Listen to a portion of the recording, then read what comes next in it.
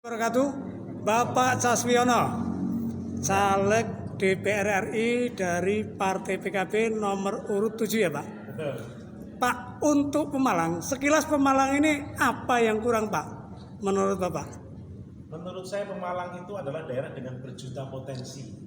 Punya laut, punya sawah, punya hutan, punya gunung yang sangat melimpah. Artinya apa? Artinya dari sisi sumber daya alam, Pemalang memiliki segalanya. Maka yang dibutuhkan adalah political will untuk membangun Pemalang di seluruh sektor itu. Bayangkan kalau dengan sumber daya yang melimpah itu kan berarti sektor kita punya potensi di sektor kelautan dan perikanan. Kita punya potensi di sektor pertanian, kita punya potensi di sektor pariwisata, industri kreatif, UMKM dan seterusnya. Itu luar biasa. Karena itu maka kami melalui Partai Kebangkitan Bangsa ini hadir untuk menggerakkan seluruh sektor di Kabupaten Pemalang ini agar bisa menyejahterakan masyarakat. Sebab sehebat apapun sumber daya alam, kalau tidak disertai dengan pengembangan sumber daya manusia, itu juga tidak akan jadi apa-apa. Karena itu maka saya komitmen untuk meningkatkan kualitas, meningkatkan kompetensi sumber daya manusia di Kabupaten Pemalang agar bisa mengelola sumber daya alam itu secara luar biasa, dan dengan demikian dapat berdampak untuk menyejahterakan masyarakat. Pak, kalau secara sah nanti dilantik menjadi anggota DPR RI Pak, progres apa yang akan dilakukan oleh Bapak? Saya adalah aktivis yang selama ini sudah bergerak secara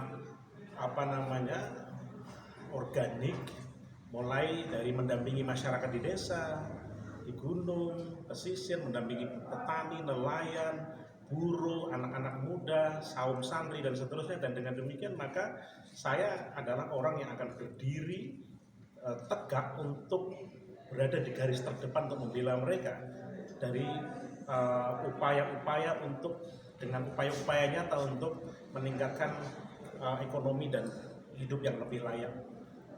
Misalnya, Iya Pak.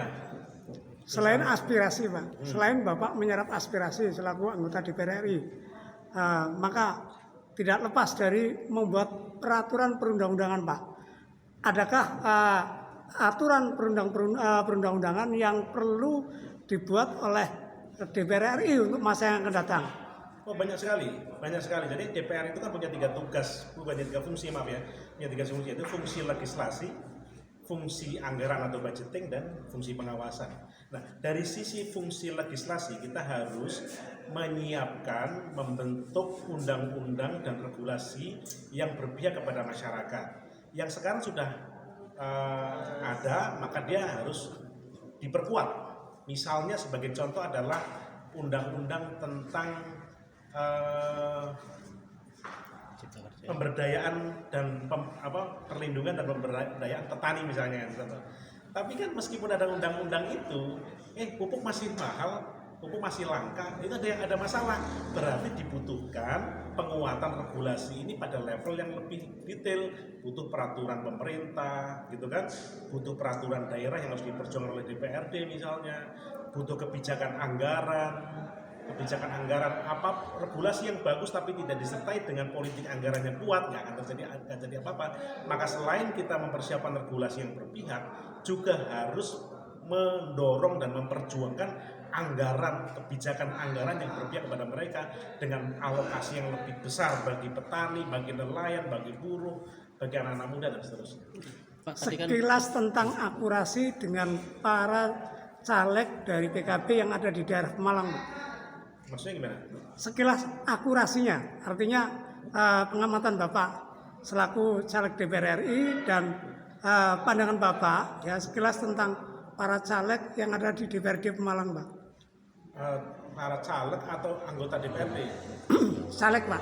Oh, caleg. Saya kira caleg-caleg yang ada di Pemalang, terutama di PKB, sudah sangat representatif dan akan menjadi energi baru bagi pembangunan di Pemalang, saya kira, dan itu harapan baru bagi warga Kabupaten Pemalang. Pak, tadi kan ada beberapa yang belum tersentuh Pak. Kalau Widuri kan dan Jawa Barat kan mayoritas mereka ikut nelayan Pak ya. Sedang tadi Bapak hanya menyentuh di pupuknya. Ada nggak wacana yang nanti ke depan untuk semacam nelayan itu kan butuh solar. Itu ada nggak semacam Oh iya, basic? itu kan hanya tadi hanya saya sebutkan contoh.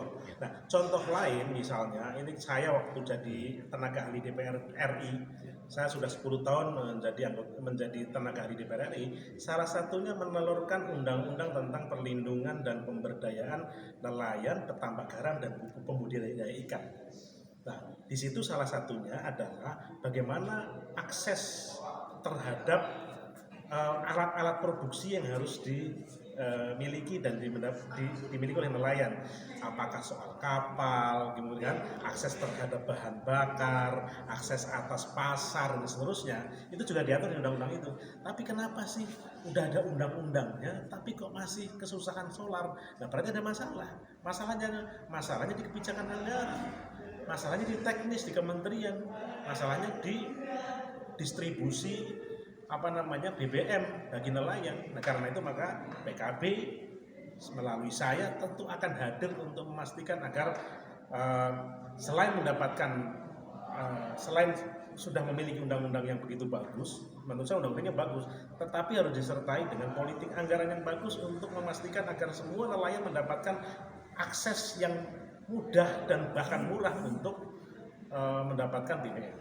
Selain solar Pak, ini kan marak Pak, usaha-usaha mining agent yang ada di wilayah Pemalang sendiri Pak. Ada nggak perlindungan, semacam perlindungan manakala di salah satu mining agent ini mendapat trouble Pak, entah itu dari nelayannya itu tidak dapat, yang masih mendapat taruhlah kecelakaan atau apa Pak? Ada nggak semacam perlindungan Pak dari dia Pak? Gimana Jadi Pak? di Undang-Undang Ketenagakerjaan itu pemerintah harus hadir untuk memastikan seluruh pekerja di seluruh sektornya harus mendapatkan perlindungan sosial dan pelayanan K3.